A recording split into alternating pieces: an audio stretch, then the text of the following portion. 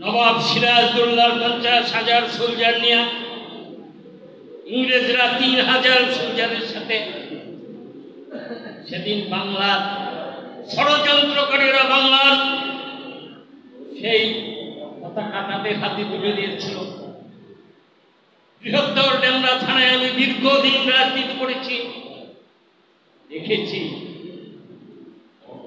সবাই আওয়ামী লীগ করে হারুনুর রশিদ মুন্নাকে ফেল করাতে পারে 10,000-এরও ক্ষমতা নেই। আমি ব্যক্তিগতভাবে জানি, আমি সেই মুন্সিখলা থেকে আরম্ভ করে সেই দ্বীপপুরের প্রত্যন্ত অঞ্চল পর্যন্ত ঘরে ঘরে দেখেছি হারুনুর রশিদ মুন্নাকে ফেল করানো সম্ভব নয়। সেদিন কুটিগত ষড়যন্ত্রকারী আওয়ামী লেবাস পরে আওয়ামী লেবাস গায়ে দিয়ে সেদিন হারুনুর রশিদ মুন্নাকে সূক্ষ্ম ষড়যন্ত্রের মাধ্যমে পরাজিত করা হয়েছে। আমরা একটা আওয়ামী লীগের জীবিত থাকতে ওই ষড়যন্ত্রকারীদের ষড়যন্ত্র বাস্তবায়িত হতে দেব না। আপনারা অতি শীঘ্রই আইনের যে বিধান, আল্লাহর যে বিধান, ঈশ্বরের যে বিধান, সেই বিধান যদি সত্য হয়ে থাকে হারুনুর রশিদ মুন্না আবারও আমাদের মাঝে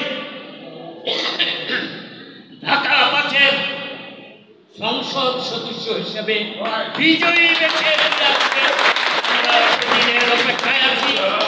ওই সেদিন যখন ফিরে আসবে, আমরা যারা মূর্খা আওয়ামী লীগ সেদিন বুঝবেন হারুনুর রশিদ মুন্না কি, সত্যিকারের মূর্খা আওয়ামী লীগের নাকি। অনেকে অনেক কথা বলেন, অনেকে হুমকি ধমকি দেন, মিঠা সুরে দেন, কড়া সুরে দেন, সকল হুমকি কিসের হুমকি? এই আওয়ামী লীগেররা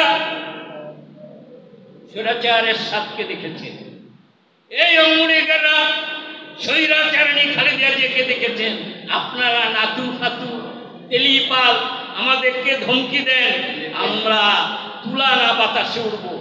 তাই আজকের এই দিনে আমি শুধু বলতে চাই, আপনারা আরো শক্তিশালী হবেন, আরো শক্তি বৃদ্ধি করে হারুনুর রশিদ মুন্নাকে সামনে এগিয়ে দিয়ে এত বড় একটা নেতৃত্ব, পাহাড় সমান একটি নেতৃত্ব, এত বড় বটগাছ থাকতে আমাদের গায়ে রোদ লাগবে এটা আমি বিশ্বাস করি না।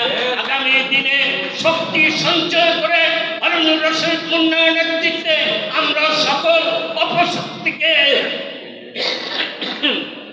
প্রতিহত করে জননেত্রী শেখ হাসিনার জয় গান গাইব। জয় বাংলা, জয় বঙ্গবন্ধু, বাংলাদেশ।